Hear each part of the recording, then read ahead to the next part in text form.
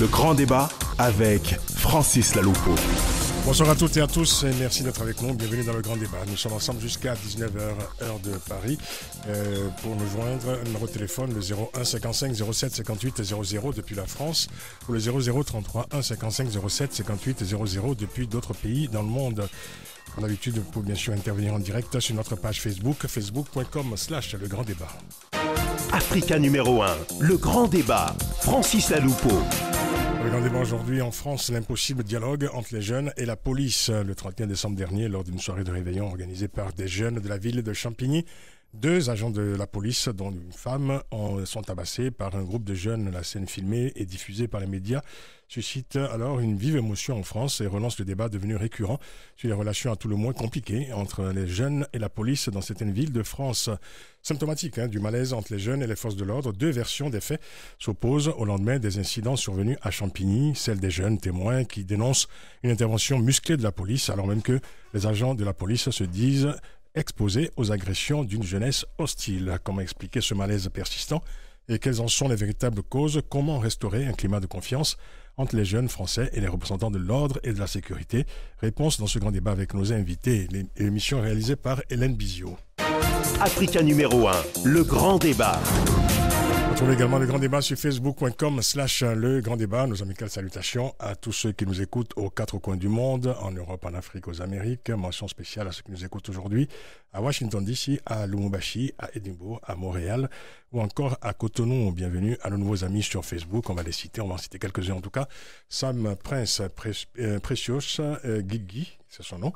Kérim Nassakou, Kos Greg, Farel Fab, Ghislain, Claver Lungwala, Nyend Panjar, Médar Ametepe, Born to Shine, c'est son nom également, et Suze Eteno. Merci d'avoir rejoint la communauté des co-débatteurs du Grand Débat sur facebook.com/le Grand Débat. Et toujours et encore une pensée forte à nos amis du Burundi. Le grand débat, analyse, décryptage, coup de gueule, commentaires. Le grand débat sur Africa numéro 1. Quelles sont donc les véritables causes des tensions persistantes entre les jeunes et la police dans certaines villes ou certains quartiers de France? Réponse avec nos invités dans ce grand débat. Nous accueillons Nathalie Bousselet. Bonsoir. Bonsoir. Nathalie Bousselet, vous êtes membre du parti Les Républicains. Absolument. Voilà. François Coq est avec nous. Bonsoir. Bonsoir.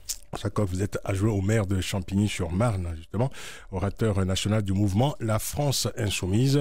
Vous êtes le co-auteur avec Bernard Tepper de La laïcité pour 2017 et au-delà de l'insoumission à l'émancipation, paru aux éditions Éric Jamais. Merci d'être avec nous. Samuel Thomas, bonsoir. Bonsoir. Maintenant, vous êtes président de la Fédération nationale des maisons des potes. C'est ça, hein? Et au téléphone avec nous, nous avons au téléphone Mathieu Rigouste. Bon, non, il n'est pas encore là. On l'aura tout à l'heure au téléphone, un peu plus tard, bien sûr, dans l'émission. Alors, je me tourne vers vous, François Coq. Vous êtes de cette ville de Champigny-sur-Marne. Ces incidents du 31 décembre dernier ont relancé le débat sur les rapports difficiles entre les jeunes et la police, même si le maire de Champigny-sur-Marne indique que voilà, tout cela, évidemment, n'est pas forcément, je dirais, révélateur du climat général dans la ville de Champigny. Mais quelle lecture vous faites-vous de ces incidents? D'abord, il faut, sur ces sujets, prendre extrêmement de précautions et aller au fond des choses. Je crois qu'il faudra qu'on discute au cours de cet échange du rapport, comme vous le dites, entre les jeunes et la police, et de l'état de tension qu'il peut y avoir par moment, mais aussi du travail qui est fait entre les uns et les autres à d'autres moments. Mais en l'occurrence, si on parle des incidents qui ont eu lieu, des actes extrêmement violents qui ont eu lieu dans la nuit du 31 décembre au 1er janvier à Champigny, ce n'est pas simplement une confrontation entre les jeunes et la police. Ça, c'est la fin de l'histoire. Ce qui s'est passé au début, c'est qu'il y a un patron, une personne, un voyou, qui a organisé dans une salle dans laquelle il n'avait pas le droit de le faire, une soirée pour se faire de l'argent. Cette salle n'était pas habilitée pour recevoir du public, il n'avait pas demandé les autorisations nécessaires, ni à la mairie, ni à la préfecture, et il a entassé les gens comme du bétail. Il les a fait attendre pendant des heures dans le froid, et la plupart d'entre eux n'ont pas pu rentrer. On parle de centaines de personnes. Et tout ça a dégénéré avec les vigiles dans un premier temps. Et un phénomène de masse, de groupe, qu'on connaît parfois, s'est déroulé. Tout ça n'excuse en rien, et je le dis en rien, les actes lamentables qu'on a vus se produire à l'égard des forces de l'ordre. Mais je le dis parce que tout ça crée un climat. Ce n'est pas quelque chose à froid qui est né entre des jeunes et la police. Il y a un contexte général avec des gens qui ont des attitudes qui sont répréhensibles, et ces personnes-là devront être condamnées pour cela, Par contre, effectivement, par rapport aux actes concrets tels qui ont été commis à l'égard de cette gardienne de la paix, mais aussi de cet officier de police, il faudra nommément, je dis bien nommément, aller dire qui sont les gens qui s'en sont rendus responsables pour ne pas avoir à faire un amalgame sur l'ensemble des jeunes. Cela étant, je veux dire, un escroc qui organise une soirée, ça ne se termine pas forcément, je dirais, par une bataille rangée entre police et jeunes quand même. C'est pas systématique. Il n'y a pas de lien forcément, je dirais, entre la nature de cette soirée et, je dirais, l'épilogue malheureux que l'on sait. Tout était fait pour que la soirée dégénère, les conditions étaient réunies et malheureusement ça a dégénéré. Après, soyons clairs sur ce qui s'est passé. Les images nous ont tous choqués en tant qu'être humain parce que c'est un caractère insoutenable de voir cette gardienne de la paix, notamment ces images là qui étaient extrêmement fortes, se voir comme ça rouée de coups. Ça nous a frappé aussi en tant que citoyens parce que ce sont des officiers de police, des représentants de l'ordre républicain qui ont été ainsi attaqués. Et c'est le rapport, donc, dans ce cas-là, c'est le consentement à l'autorité, le rapport du consentement à l'autorité qui est posé et qu'il va nous falloir interroger, parce que c'est ce rapport au consentement à l'autorité qui est dégradé aujourd'hui dans notre société, et c'est celui-là que nous devons retravailler le plus rapidement possible la question pour changer les choses. Samuel Thomas, est-ce que ces incidents sont révélateurs de ce malaise entre jeunes et forces de l'ordre aujourd'hui dans certains quartiers en France ? Évidemment que chaque fois qu'il y a on va dire une confrontation entre les jeunes et la police qui est filmée, on ne peut pas nier qu'elle a eu lieu et on se demande est-ce que c'est un cas exceptionnel ou est-ce qu'il y a d'autres tensions de cette nature-là. Moi, je tiens d'abord à relativiser justement le caractère dangereux de la banlieue quand on voit une telle image, à savoir que ce n'est pas fréquent d'avoir plusieurs dizaines de personnes qui se ruent sur un policier. Il s'avère donc justement que là, il y avait des centaines de personnes qui étaient dans une salle et qu'ils sont sortis de cette salle où ils ne pouvaient pas y rentrer. Et il y avait une relation avec un policier qui était là, qui fait qu'il y a un phénomène de masse. Mais ce n'est pas d'ordinaire. Quand il y a une tension entre un jeune et la police, et elles existent, c'est un jeune et la police, ou 2-3 jeunes et la police. Ce n'est pas un phénomène où il y a autant de monde. Et c'est le fait qu'il y ait beaucoup de monde dans ces images-là qui est très préoccupant. Mais comme le disait le contexte de départ François Coq, il y a quelque chose qui a déclenché le problème. Les hostilités ou la confrontation. Ce qui a déclenché l'hostilité au-delà du fait qu'ils doivent sortir d'une salle dans laquelle ils ne sont pas autorisés, c'est qu'il y a des jeunes qui ont été interpellés par la police, d'après les différents témoignages des jeunes très petits, des enfants qui sont interpellés par la police d'une manière violente. Et donc, il y a une réaction violente de la part des jeunes, mais qui répond à une attitude violente de la part de la police. Et c'est quand même souvent quelque chose qu'on a du mal à faire sanctionner. Bien sûr que les policiers qui ont été malmenés demandent réparation et que ceux qui seront identifiés dans les vidéos comme ceux qui les ont malmenés seront poursuivis, ils seront sanctionnés. Bon. Et c'est normal qu'ils soient sanctionnés parce que c'est inadmissible de frapper une femme ou un policier, de quelque manière que ce soit, à terre. C'est d'une lâcheté incroyable et c'est un comportement inacceptable qui doit être sanctionné. Mais si ces jeunes seront sanctionnés, et beaucoup de jeunes sont sanctionnés pour avoir eu une attitude outrageante à l'égard d'un policier ou une violence à l'égard d'un policier, c'est très fréquent que des jeunes soient sanctionnés. Par contre, quand des policiers sont identifiés pour avoir frappé, insulté des jeunes, ils sont quasiment jamais sanctionnés. Et ça crée un problème. C'est-à-dire que quand nous, une association, on est implanté à Champigny-sur-Marne avec un dispositif SOS-TACH qui a lieu dans le lycée Pierre Mendès France qui est là, on a ces jeunes-là qui viennent nous voir, on leur dit soyez très républicains, respectez la police, ne soyez pas hostiles, etc. Il faut qu'on puisse leur dire si par contre vous avez dénoncé un manquement d'un policier, n'ayez aucune crainte, ce policier sera sanctionné. Mais le problème c'est que ce message-là, les jeunes ne nous croient pas parce qu'ils ne voient pas passer à la télévision ou rendre public un procès d'un policier condamné. Et donc c'est difficile de faire cette pédagogie auprès des jeunes si, quand un policier est identifié comme celui qui a commis la violence illégitime, il n'est pas sanctionné. On va y revenir tout à l'heure justement à cette question des sanctions. Nathalie Bousselet, que nous disent ces événements sur, je dirais, le rapport de ces jeunes aujourd'hui, on parle de ces jeunes singulièrement, à l'autorité, comme l'indiquait tout à l'heure François Coq. Et est-ce que l'uniforme de la police est toujours un symbole de protection et de sécurité aux yeux de certains jeunes ? Non, l'uniforme de la police n'est plus un symbole de protection. Il y a un manque de confiance mutuelle et aujourd'hui la police doit changer. Elle doit pouvoir donner à ces jeunes un message d'impartialité et d'égalité. Alors, c'est intéressant ce que vous dites parce que vous travaillez, je crois, pour une société de sécurité. Absolument. C'est ça.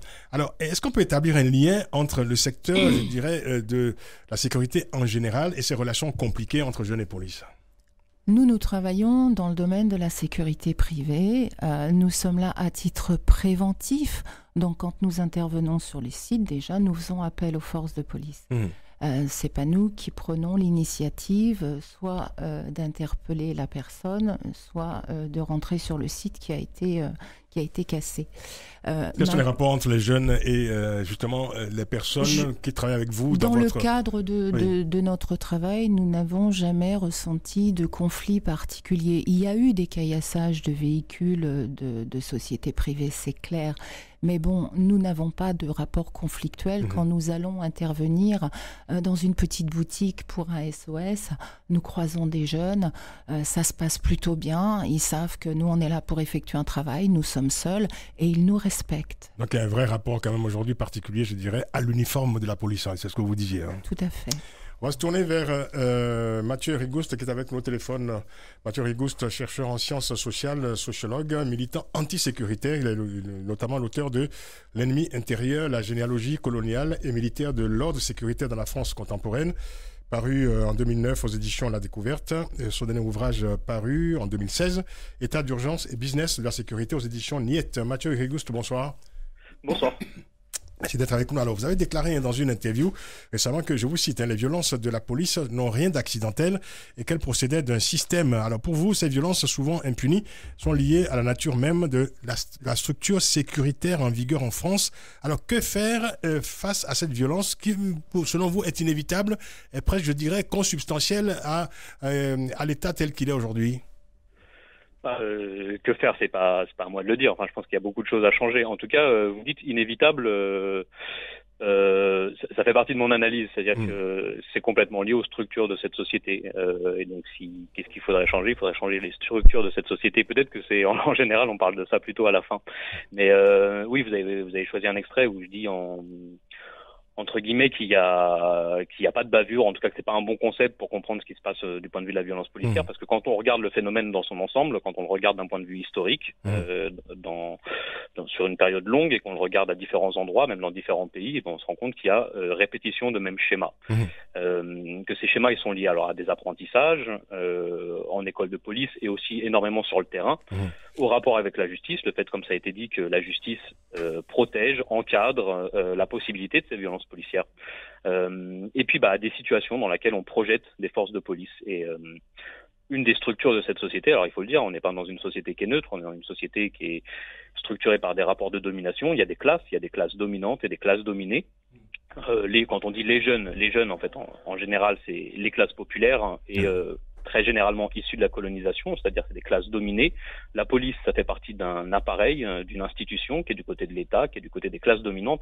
C'est pas deux groupes qui sont à égalité du tout, c'est pas deux groupes qui ont les mêmes, qui sont dans une situation d'équilibre. La police, elle est équipée, elle est armée, elle est protégée par la justice, par la loi, etc. Et elle agit du côté d'une certaine classe.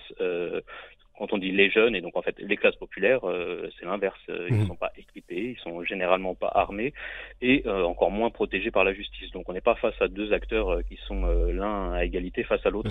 Et cette situation qui se répète en permanence, et d'où viennent la majeure partie de ces violences policières, c'est une situation que moi j'appelle de socio-apartheid. Alors je dis socio-apartheid. De socio-apartheid.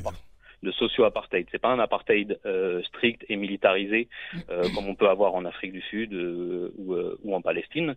C'est un apartheid qui est socio-raciste, qui est mis en place par des formes institutionnelles, des formes sociales, des rapports sociaux, mais qui met en place des formes de ségrégation socio-raciste à l'intérieur de cette société. La société française est une société patriarcale, raciste, capitaliste, et on peut dire en général impérialiste, et qui a besoin de cette forme de ségrégation pour reproduire son schéma économique et son schéma politique.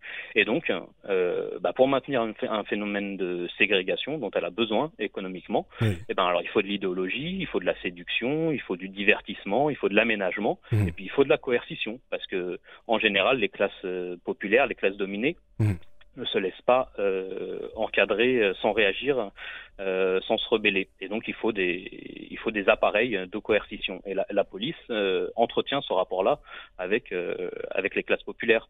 Et alors après je le dis dans un langage sociologique, mais en fait en général on se rend compte qu'il y a presque deux mondes dans ce pays. Mais en fait en général dans les pays qui sont confrontés à ces situations-là, on a l'impression qu'il y a aucun dialogue possible parce qu'en fait les gens qui subissent la police des quartiers populaires savent très bien ce dont je suis en train de parler. Moi j'ai grandi à Gennevilliers, donc, c'est des choses on n'a pas besoin de grandes théories sociologiques pour expliquer ça.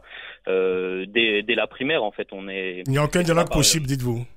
Il n'y a aucun dialogue possible, dites-vous.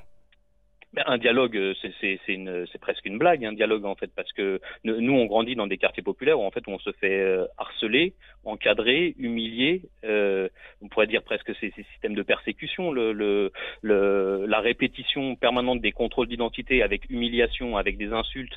Et ça c'est quand il n'y a pas de coup, parce qu'après il y a tout un continuum de violence. Ça commence par donc le contrôle d'identité dans la rue, qui est déjà une violence. Ça peut se répéter 4-5 fois par jour, ou par semaine pour certains jeunes. Ça, c'est une violence. Et donc déjà dans l'espace public, on est identifié comme quelqu'un qui aurait quelque chose à se reprocher. Et en général, c'est principalement la couleur de peau et les habits qui désignent comme proie aux policiers. Et le continuum de violence, il ne fait que s'amplifier, parce que si on se laisse pas faire, et ben directement ça part dans les insultes qui en général permettent aux policiers d'obtenir des outrages et rébellions. Sur lesquels ils vont pouvoir avoir soit toucher des sous, soit avoir des arrêts de travail, etc. Et dans cette chaîne de violence, et ben après c'est l'arrestation. Il peut y avoir des tabassages, c'est la garde à vue, ça peut être la prison et bien entendu, comme on le sait, les classes populaires. Mathieu Rigouste, alors à propos des sanctions justement, ou plutôt de l'impunité qui est accordée, c'est ce qu'on entendait tout à l'heure avec Samuel Thomas à la police. Avant d'écouter les commentaires des autres invités, vous avez vous-même été victime de violences policières, m'a-t-on dit, et voilà, et votre plainte n'a pas été retenue. En revanche, vous avez été condamné pour outrage à agent, c'est ça? Ce que s'est-il passé exactement? Non, j'ai pas encore été condamné. En fait, donc moi j'ai été tabassé par des policiers de la BAC à l'intérieur du commissariat principal de Toulouse. Et donc j'ai porté plainte. Et ma plainte il y a 3 pages du médecin légiste sur tous les coups que j'ai reçus. On m'a mis la tête dans les murs, menotté à l'intérieur du commissariat. Et donc le juge a considéré qu'il y avait pas, c'était pas nécessaire d'ouvrir une procédure. Parce que bien entendu la justice a besoin de ces policiers puisqu'elle s'en sert en permanence, donc elle les protège. Et donc à la suite de ça, il y a un dépôt de plainte avec constitution de partie civile auprès du doyen des juges d'instruction. Et donc ça c'est en cours. Par contre de l'autre côté, les policiers qui m'ont tabassé pour se couvrir comme ils le font en permanence, et d'ailleurs on peut comprendre, c'est normal quand on tabasse quelqu'un, quand on est du côté des forces de l'ordre, mieux vaut se couvrir. Et donc comme ils le font à chaque fois, et si on peut dire à chaque fois, c'est quasiment tous les soirs dans les quartiers populaires de France, et ben ils portent plainte pour outrage, rébellion et violence contre la personne qu'ils ont tabassée. Et donc là, c'est moi qui me retrouve. Là, on est au 4e report, donc j'ai pas encore été jugé. Je passerai en avril, mais c'est moi qui vais être jugé pour outrage, violence et rébellion par. Voilà. Restez avec nous, Mathieu Rigouste. Un commentaire à Samuel Thomas, vous voyez opiner du chef? Oui, sur le fait que en fait, la ségrégation raciale, l'apartheid non légiféré, mais de fait qui existe dans ce pays, que dénonce Mathieu Rigouste, ce sociologue, il a même été reconnu par le précédent Premier ministre. Bon. Donc, il parlait d'apartheid social. Oui, cet apartheid, il avait été... on va dire, dénoncé par les médias étrangers au lendemain des émeutes de 2005. Vous aviez le New York Times qui faisait la carte de la ségrégation raciale française. Et malheureusement, ça n'est pas du tout préoccupant pour les pouvoirs politiques successifs qui ont été à la tête de ce pays ou pour ceux qui prétendent y accéder. Aucune des forces politiques qui prétend accéder au pouvoir ou celle qui a été au pouvoir n'a de projet politique pour mettre un terme à la ségrégation raciale qui existe. Tout le monde parle juste de ségrégation sociale, en faisant comme si la ségrégation raciale n'était qu'un phénomène, on va dire, à la marge, alors qu'en fait, il y a bien une ségrégation raciale qui existe. Et quand les jeunes donc ont été filmés en train d'agresser ce policier, il y a les réactions sur Internet, sur Facebook, les gens disent « mais c'est pas possible, tous des noirs, tous des noirs, tous des noirs ». Et au cas où ils n'aient pas été visités un certain nombre de territoires de la périphérie lointaine de Paris ou proche de Paris, il y a une ségrégation raciale qui fait que les populations noires sont à Champigny-sur-Marne, ils sont dans d'autres territoires comme ça, et que cette ségrégation, elle est justement à l'origine de la révolte et de l'angoisse des jeunes qui considèrent qu'il y a quand même quelque chose qui ne va pas d'être parqués, ségrégés, écartés. Et quand on dénonce, nous, la Fédération des Maisons des Potes, on dénonce des organismes HLM qui ont mis en place une politique de ségrégation volontaire, économiquement intéressante pour eux, à savoir qu'ils ont tout un patrimoine dans lequel il ne faut pas mettre plus de 10% de noirs, parce que sinon les blancs s'en vont. Et donc, pour satisfaire une clientèle qui est considérée comme plus intéressante que les Noirs, ils diminuent la dose dans ces territoires-là, et par contre, dans d'autres parties de leur patrimoine, ils mettent tous les Noirs. Bon, cette politique de ségrégation, nous avons fait condamner un organisme HLM, l'OJIREP, qui m'a fait condamner, moi, pour l'avoir dénoncé, j'ai gagné jusqu'en cassation, etc., parce qu'ils m'ont attaqué pour atteinte à la présomption d'innocence, ou pour, etc. Et donc, ils sont très, très revanchards, ces organismes HLM-là. J'en ai fait condamner un autre organisme à Saint-Étienne pour mettre en place des grilles de peuplement et des ségrégations comme ça. Et ces pratiques-là, quand on demande à y mettre un terme, on nous dit non, les organismes HLM ont bien le droit, ils le font pour le bien de la communauté nationale. S'ils font des ségrégations, c'est dans des vocations de préserver le patrimoine social de l'habitat, etc. Mais il y a ces phénomènes de ségrégation. Et le secteur privé est bien sûr responsable aussi de cela, puisque tout un pan du logement est quand même dans le secteur de logement privé. Et si ce secteur du logement privé, il fait de la discrimination raciale, les gens n'ont pas d'autre solution que d'aller là où ils sont acceptés. Donc oui, il y a ce phénomène-là, et c'est pas pour rien. Les policiers, ça vient en dernière ligne droite dans la relation entre la population et l'État. Mais avant la relation aux policiers, on a la relation à l'organisme HLM, à l'éducation nationale. Quand on est ségrégué dans un lycée, quand il y a des lycées où il n'y a pratiquement que des noirs dans le lycée, parce qu'on fait un lycée d'enseignement professionnel du bâtiment, point. On s'étonne qu'il n'y ait que des garçons, que des gens issus de l'immigration dans certains territoires, et qu'on ne mélange pas les lycéens des lycées professionnels et ceux de l'enseignement général. Cette ségrégation scolaire, elle engendre une rupture de la part de ces jeunes avec l'État, avec la République, qui dit « Mais non, mais vos grands discours sur le fait qu'on fait partie intégrante de la République et de la société française, c'est pas vrai, on est ségrégué dans l'habitat, on est ségrégué dans le lycée. » L'impossible dialogue entre les jeunes et la police en France, c'est le thème de ce grand débat avec nos invités Nathalie Bousselet, François Coq, Samuel Thomas et Mathieu Rigouste, qui je l'espère va rester avec nous pendant quelques minutes encore. On aura encore quelques questions à lui poser, s'il en a encore le temps, parce qu'il devait juste faire un petit tour rapide dans l'émission, mais on m'a indiqué qu'il pouvait encore rester quelques minutes, tant mieux. On marque une pause pour la publicité, on se retrouve juste après pour reprendre le cours de ce débat. Ne partez pas, à tout de suite. Le grand débat, 18h, 19h, avec Francis Laloupeau sur Africa numéro 1. L'impossible dialogue entre les jeunes et la police en France. Nos invités, Samuel Thomas, François Coq, Nathalie Bousselet, Mathieu Rigouste. Avant de reprendre, Mathieu Rigouste, on va écouter Nathalie Bousselet et François Coq. Bien sûr, alors, Nathalie Bousselet, alors, on le voit bien, hein, voilà, on a écouté Samuel Thomas, Mathieu Rigouste. On en retient que ce dialogue est extrêmement compliqué, difficile à établir entre ces jeunes et la police, puisque voilà, on comprend que ces rapports, finalement, jeunes et police sont plutôt, je veux dire, révélateurs de l'état même de la société, de la structure sociale, culturelle et politique de ce pays. De toute manière, ce dialogue est rompu, il y a un fossé qui s'est creusé. Il y a certains policiers qui vont faire correctement leur travail et ça, on ne peut pas leur enlever. Bien sûr. Comme il y a certains jeunes qui ne vont pas tout casser et qui ne vont pas tabasser à tour de bras. Maintenant, c'est clair qu'il faut réinstaurer de la confiance, il faut réinstaurer de la communication, il faut que tout le monde soit acteur dans la société, il faut que chaque voisin soit acteur, il faut qu'on aille les trouver, qu'on leur demande comment ils vont, il faut impérativement réinstaurer la communication. Aujourd'hui, c'est ce qui manque le plus.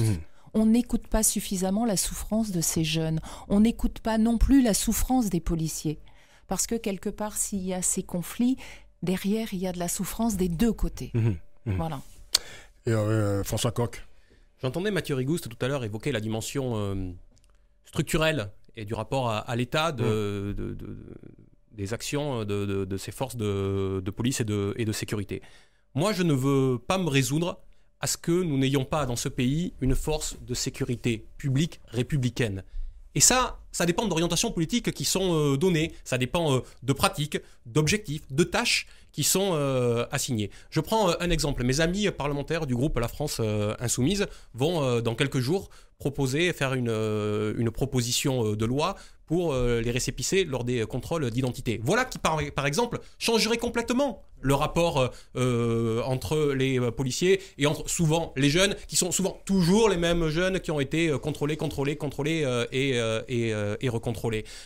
Quand j'évoque la question des moyens, je ne l'évoque pas pour évoquer simplement la question des moyens. Vous savez qu'à Champigny, puisqu'on parle de Champigny, il y a eu 36 postes qui ont été supprimés au commissariat de la ville à l'été 2016. Et quand on a supprimé ces 36 postes, qu'est-ce qu'on a supprimé ? On a supprimé la brigade de proximité, celle qui était implantée dans le quartier. Et quand, à l'automne, il y a quelques semaines avant ce qui s'est passé dans la nuit du Nouvel An, nous avons fait la demande au ministre de l'Intérieur de recevoir la nouvelle police du quotidien, cela a été refusé. Donc, il y a aussi la question de la volonté politique, comment on pratique, comment on met en œuvre. Il y a une zone de sécurité de proximité sur Champigny, elle englobe une partie de la ville, nous demandons à ce qu'elle soit étendue à toute la ville, et cela nous est refusé. Il y avait une deuxième antenne du commissariat dans la ville, plus en centre-ville, qui permettait justement de rayonner sur l'ensemble du territoire de cette grande ville qui est très étendue. Champigny-sur-Marne, c'est 76 000 habitants en bord de Marne, donc très, très, très étendue.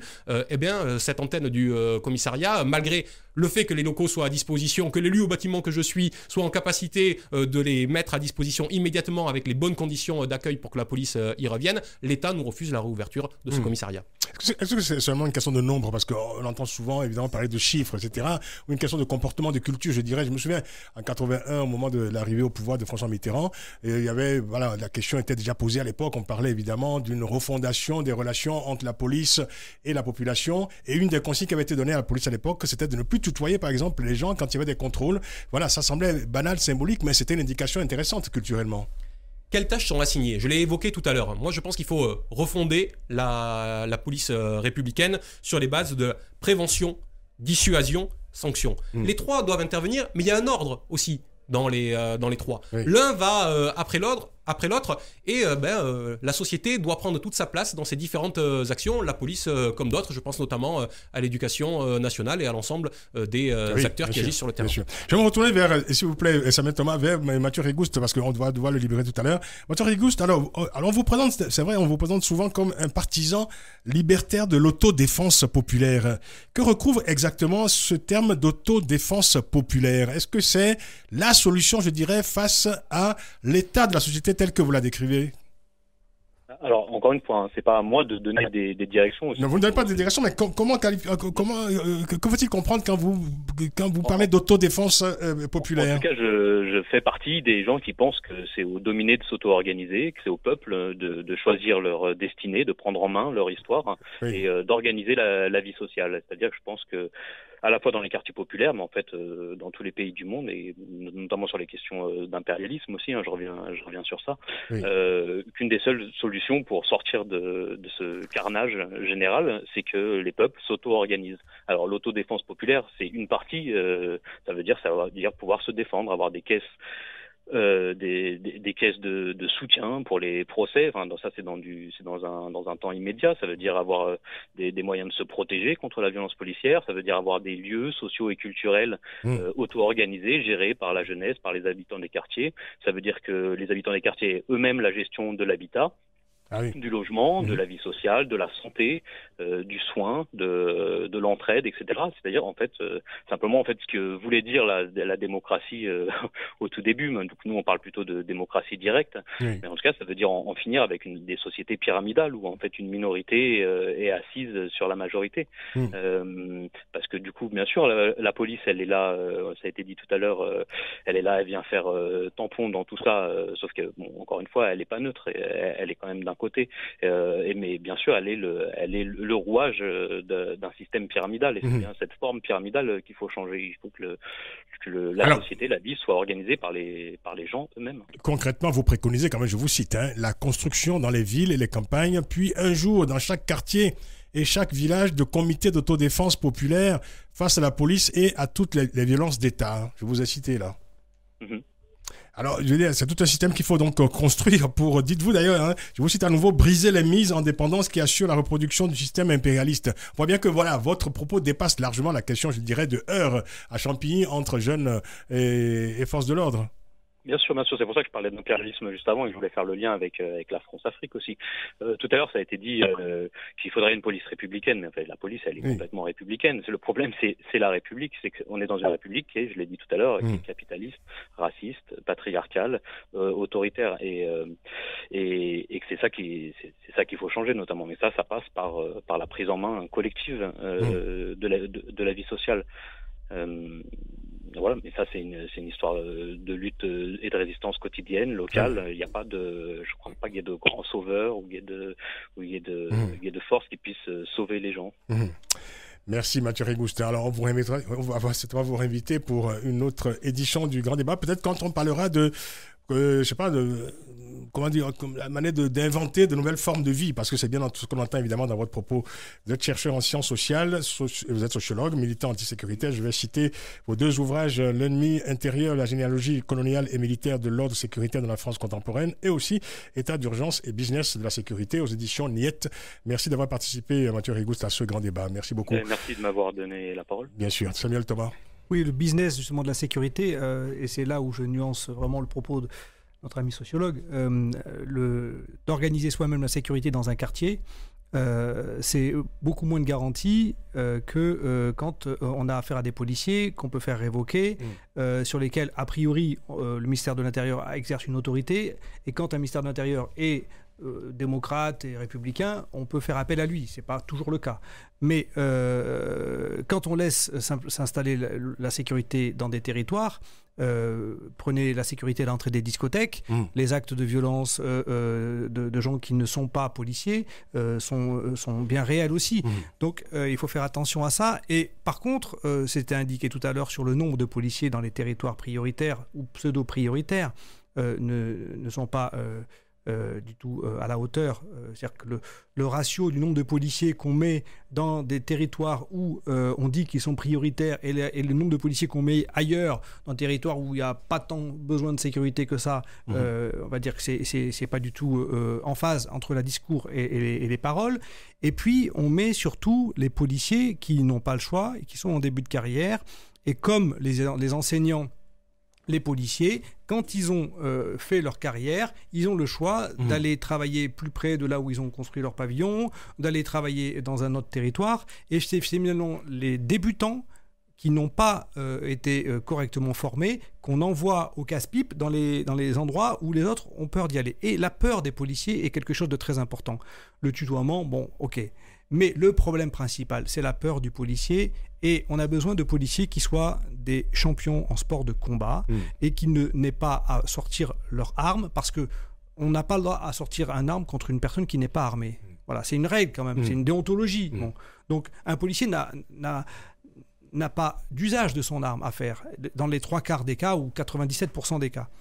Par contre, il doit être capable, s'il le faut, de neutraliser quelqu'un physiquement, et en tout cas d'être sûr qu'il en a les capacités physiques et techniques et professionnelles. Or, beaucoup de policiers ne font pas de sport de combat. C'est question de formation, donc, pour vous. Ils ne font pas de sport de combat, et donc ils peuvent avoir peur. Un policier qui a peur se comporte pas d'une manière suffisamment... Vous voulez dire qu'un policier qui a peur est dangereux ? Il est dangereux, il n'est pas sûr de lui, il n'est pas aussi efficace. Un policier qui est bien formé. Donc, sur une semaine de travail, il faut passer une partie de la semaine en formation.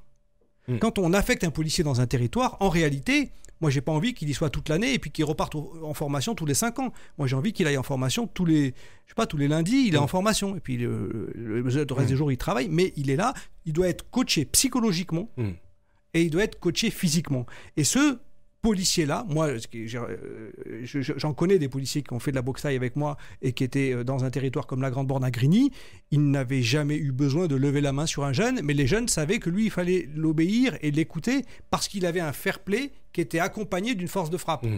Donc, il faut avoir des policiers qui ont cette compétence-là, il faut qu'ils soient pas formés avec des méthodes telles qu'on les forme aujourd'hui avec les tonfas où on blesse plus souvent qu'on arrête correctement les gens. Donc, il y a quelque chose d'important à faire là-dessus. C'est arrivé souvent quand les policiers sont jugés pour des violences qui ont entraîné la mort, d'expliquer que « Ah, mais c'est nos techniques ». d'interpellation qui ne sont pas adéquates. Oui, il faudrait remettre en cause les techniques d'interpellation, il faut des policiers plus formés et il faudrait quand même qu'on puisse trouver un moyen de satisfaire aussi les revendications salariales des policiers. C'est quand même une classe ouvrière, les policiers. Moi, quand j'ai été arrêté au commissariat de Montfermeil parce qu'on avait déployé une banderole, faire de l'égalité une réalité devant la mairie d'un maire d'extrême droite. Bon, la police, de complice avec ce maire, nous arrête, m'amène au commissariat, me met les menottes. Bon, ils disent des propos racistes, ils disent que finalement les gens qui luttent contre le racisme sont en fait font de la victimisation, que le racisme ça n'existe pas. Bon, ok tout ça. Mais en même temps ils me disent et quand est-ce que vous venez nous défendre nous? Moi je gagne 1200 € par mois. Oui. Bon, je dis mais évidemment que moi je vous défends pour que vous gagnez pas 1200 € par mois. Jamais j'accepterai de risquer des coûts pour 1200 € par mois. Bon, évidemment que vous devez être bien payé. Donc, il faut aussi entendre ça. Et c'est donnant-donnant avec les syndicats de policiers. Dans le temps, quand il y avait un dialogue entre organisations antiracistes et syndicats de policiers, ils nous avaient dit, nous, on est d'accord pour mettre les policiers expérimentés dans les zones sensibles, à condition qu'on ait la double de notre paye. Bon, ben ça s'écoute. Alors, on va marquer une pause à nouveau et on parlera, après la publicité, des politiques de la ville qui ont été menées depuis plus de 30 ans maintenant, qui sont succédées. À quoi ont servi ces politiques de la ville? Pourquoi ne sont-elles pas parvenues, je dirais, à améliorer les relations justement entre les jeunes et la police, puisqu'on assiste plutôt à une dégradation de ces relations entre jeunes et forces de l'ordre. Et puis on parlera évidemment de la mise en place dans quelques jours de la nouvelle police de proximité chère à Emmanuel Macron. Vous nous direz, vous qui êtes un élu, mon cher François Coq, qu'est-ce que vous pensez de ce nouveau dispositif? Est-ce que c'est une solution parmi d'autres, je dirais, pour améliorer les relations entre la police et les jeunes, surtout dans certains quartiers que l'on dit sensibles, certains quartiers que l'on dit parfois même interdits à la police? Restez avec nous, on revient dans 2 minutes. À tout de suite. De 18h jusqu'à 19h, le grand débat avec Francis Laloupeau sur Africa numéro 1. L'impossible dialogue entre les jeunes et la police en France. Nos invités, Samuel Thomas, François Coq, Nathalie Bousselet. Nathalie Bousselet, justement, le ministre de l'Intérieur, Gérard Collomb, s'est rendu à Champigny au lendemain des incidents du 31 décembre dernier. Alors, il a déclaré ceci, en observant le paysage urbain de Champigny, je le cite, « Lorsque l'on voit ces grandes barres, on se dit qu'il y a un aspect totalement inhumain qui ne peut générer que de la violence. Ce sont des réformes de fond qu'il faut mener de politique de la ville. » Fin de citation. Alors, encore une nouvelle politique de la ville, parce qu'il y en a eu plusieurs quand même depuis plus de 30 ans maintenant. Les politiques de la ville se succèdent depuis des années, ça n'a jamais rien apporté. Aujourd'hui, Gérard Collomb, il met juste un coup de pied dans le vent, comme d'habitude. Oui. Et faut pas qu'il joue les étonnés non plus face à ces grandes tours, elles existent depuis... Donc, il fait juste un effet de manche. Dans ces politiques de la ville existent, elles ont été financées, elles avaient quand même des objectifs. Absolument, et pas toujours réalisées dans certaines villes, parce que par manque de moyens humains, tout simplement. Et puis aussi peut-être par peur, parce que quelque part, aller dans une cité, ça n'a rien d'évident. Pour certaines personnes, c'est un ghetto, c'est fermé, on ne peut pas passer. Alors que quand on se rend, nous, en tant qu'agent de sécurité, je prends mon cas parce que je le connais, quand on se rend dans une cité pour X contrôle d'appartements parce qu'il y a eu un déclenchement ou autre, voilà, ça se passe plutôt bien, il n'y a pas de problématique, on ne rencontre pas de problématique.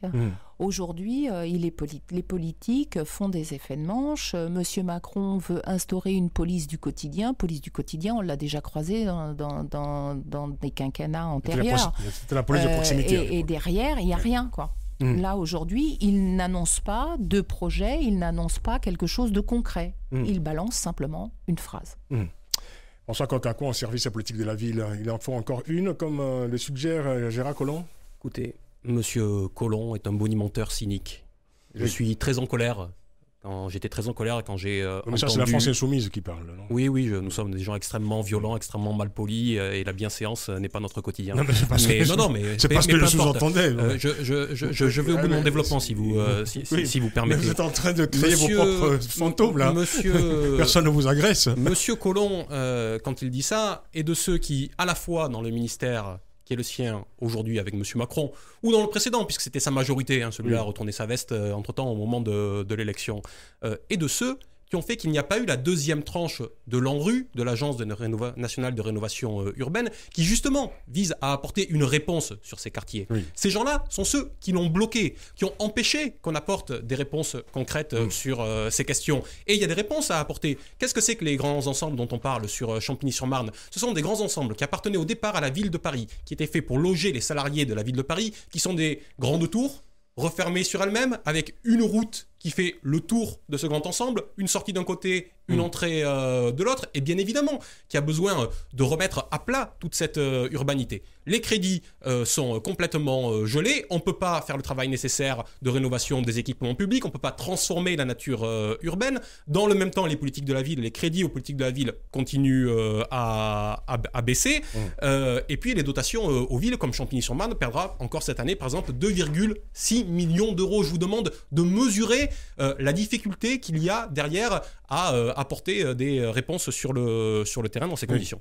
Mais cela dit, quand même, il faudrait quand même, même si ça s'appelle autrement, il faudra de toute façon que la réponse soit politique à ce dont nous parlons ce soir. Il faudra que la réponse soit politique en termes de moyens, en termes de politique mise en œuvre, mais aussi en tant que transformation de la représentation globale que nous avons. Je disais tout à l'heure qu'il faut restaurer le consentement à l'autorité publique pour les policiers, pour les enseignants aussi, pour tous les gens qui, de par leurs tâches de service public, sont des dépositaires de l'autorité publique. Et on voit bien que de plus en plus, je ne sais pas si c'est de plus en plus de jeunes, mais en tout cas, beaucoup sont tentés de ne pas respecter cela, parce que les modèles qu'on leur renvoie, justement, peuvent outrepasser ces règles. Écoutez, au moment de la fin du précédent quinquennat, il y avait 40 parlementaires dans notre pays qui étaient mis en examen. Pour combien de condamnations au final? On nous parle de la fraude fiscale, des gens qui vont mettre un pactole de côté et qui donc ne participent pas de la vie collective par l'impôt. Ceux-là ne sont pas rattrapés, ou alors on les fait revenir en leur faisant des cadeaux. Et qu'est-ce que j'entendais en venant tout à l'heure? Qu'il y a un non-lieu dans l'affaire de Rémi Fraisse. Alors moi je n'ai rien contre le gendarme qui a lancé cette grenade, parce que celui-là n'a fait qu'obéir aux ordres qui lui ont été donnés. Mais enfin, il y a bien une chaîne de commandement quelque part, oui. Il y a bien un ordre qui a été donné, d'utiliser des grenades de désencerclement, et au final, il y a ce jeune Rémi Fraisse qui est mort, et il n'y aurait pas de responsabilité. Que vont penser les gens de cela? Nous avons donc un rapport global dans la société à changer sur ces questions-là. Merci François Coq-Samuel. Thomas, alors à vous écouter les uns les autres, on voit bien que voilà, il y a quand même un problème de fond qui dépasse évidemment les mesures politiques immédiates ou circonstancielles. Est-ce qu'on peut parler d'une forme de rupture finalement d'une partie de la société, les jeunes en l'occurrence, parce qu'on en parle avec ce qu'on nomme l'ordre républicain, parce que voilà, c'est un ordre républicain qui manifestement, à vous entendre justement, Samuel Thomas, ne tient pas toujours ses promesses de protection et d'égalité et de sécurité pour tous. Le principe même de l'égalité, je crois que c'est celui sur lequel on doit travailler. On n'a pas arrêté de prétendre, mais ça c'est malheureux, mais c'est toute formation politique confondue, qu'on faisait beaucoup pour les zones d'éducation prioritaire, beaucoup pour les zones urbaines sensibles, qu'on leur faisait des rénovations qui étaient de la politique de la ville, que l'on faisait venir des enseignants qui avaient des primes parce que c'était des zones d'éducation prioritaire, et on a fait une intoxication générale du pays et des militants de gauche surtout, qui ont été intoxiqués par ces discours des formations politiques, selon lesquels on faisait beaucoup pour ses habitants. Bon. En réalité, il faut bien faire des analyses sur combien on reçoit de la puissance publique par la dépense des enseignants, par la dépense des policiers, par la dépense des transports publics, quand on habite une zone politique de la ville et quand on habite dans un territoire neutre, on va dire un centre-ville, etc. On voit bien qu'en réalité, on donne toujours beaucoup plus aux classes moyennes et aux classes moyennes supérieures, et on donne toujours beaucoup moins aux classes pauvres et aux classes populaires. Par contre, on empêche les classes pauvres de se révolter, de s'insurger contre cela, en les intoxiquant, en leur disant qu'on fait beaucoup pour eux. Oui. Et tous ceux qui ont participé au discours sur la politique de la ville ont participé à intoxiquer les gens en leur faisant croire qu'on faisait beaucoup pour eux. Mais quand vous avez des policiers en début de carrière, ils coûtent 2 fois moins cher qu'un policier en fin de carrière. Qui a le policier en fin de carrière près de chez lui? Celui qui est au centre-ville. Qui a le policier en début de carrière? Celui qui est dans la banlieue. Donc déjà, en dépenses salariales, il coûte beaucoup moins cher en banlieue, en dépenses sécuritaires, que celui qui est au centre-ville. Pour les enseignants, c'est pareil. Un policier en début de carrière qu'on envoie dans les ZEP, il coûte moitié moins cher qu'un enseignant en fin de carrière. Et des diagnostics de sociologues et de grands économistes ont été faits avec Mathieu Valdonner et Thomas Piketty en 2006 pour démontrer qu'un enfant de la ZEP coûtait 30% moins cher qu'un enfant hors ZEP, toute prime étant prise en compte. C'est ça. Bon. Donc en réalité, quand on fait une ligne de transport, un tramway à l'intérieur d'une ville, une ligne de métro à l'intérieur de Paris, on ne dit pas que c'est de la politique de la ville, mais qui en bénéficie? Celui qui habite là. Bon, et il a l'essentiel de la dépense publique pour lui. Et puis quand ça va être dans un territoire de la périphérie, on dit au titre de la politique de la ville, on leur a offert un tramway. Bon. Non, là, la justice, c'est normalement de dépenser équitablement l'argent public pour que tout le monde en bénéficie de la même manière. Il y a des énarques qui sont parents d'élèves du 93 qui ont fait un diagnostic qui dit qu'un enfant du 93 coûte une année de moins de scolarité sur 18 ans de scolarité qu'un enfant d'ailleurs, parce que ces enseignants sont absents une année entière sur 18 ans au titre de l'absentéisme des enseignants de la périphérie et des zones urbaines sensibles. Donc il faut bien ramener le problème à l'égalité de traitement. À défaut, on peut toujours espérer un jour donner plus aux pauvres.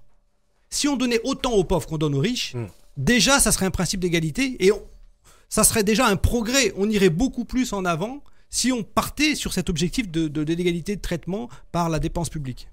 On va conclure avec vous, Nathalie Bousselet. Bon, on n'aura pas évidemment émis des solutions ce soir. On voit bien que c'est une question très très complexe qui interroge la société. Je dirais essentiellement vous qui êtes évidemment dans le domaine de la sécurité. Est-ce que vous avez je ne vais pas vous demander des solutions, mais une conclusion en tout cas provisoire forcément pour cette émission. Il faut s'attendre encore, je dirais, à quelques circonstances malheureuses dans les quartiers. Je pense que de toute manière, oui, nous aurons d'autres circonstances malheureuses dans les quartiers.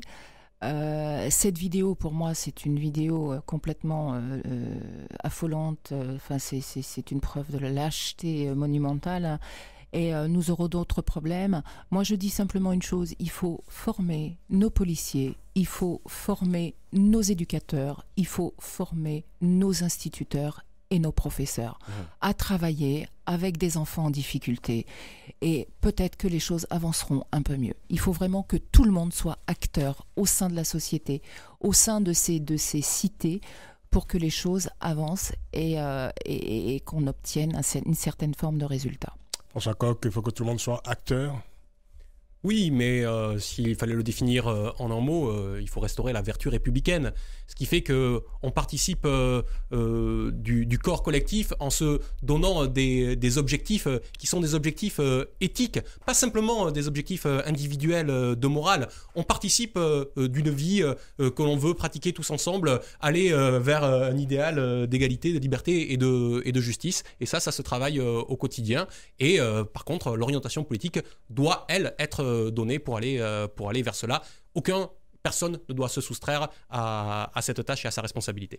Merci madame, merci messieurs d'être venus, merci infiniment d'avoir apporté votre parole et vos éclairages sur ce dossier. Dossier difficile, dossier forcément sensible. Nathalie Bousselet, merci d'être venue, membre du Parti Les Républicains. Merci. François Coq, merci beaucoup, adjoint au maire de Champigny-sur-Marne, orateur national du mouvement La France Insoumise, orateur pertinent d'ailleurs. Vous allez. Merci monsieur Laroupeau pour votre invitation et votre émission. Samuel Thomas, merci d'être venu, président de la Fédération nationale des maisons des potes. Et merci encore à Mathieu Rigouste qui est avec nous au téléphone, chercheur en sciences sociales, sociologue, militant anti-sécuritaire. Merci à toute l'équipe du Grand Débat. L'émission réalisé par Hélène Bizio. Vous pouvez la réécouter dès ce soir en podcast sur notre site africa1.com à la rubrique Le Grand Débat. Bonne soirée à toutes et à tous à l'écoute d'Africa numéro 1. Et n'oubliez pas, plus que jamais, prenez grand soin de la beauté des choses. Essayez en tout cas. Le Grand Débat avec Francis Laloupeau, c'est également sur africa1.com.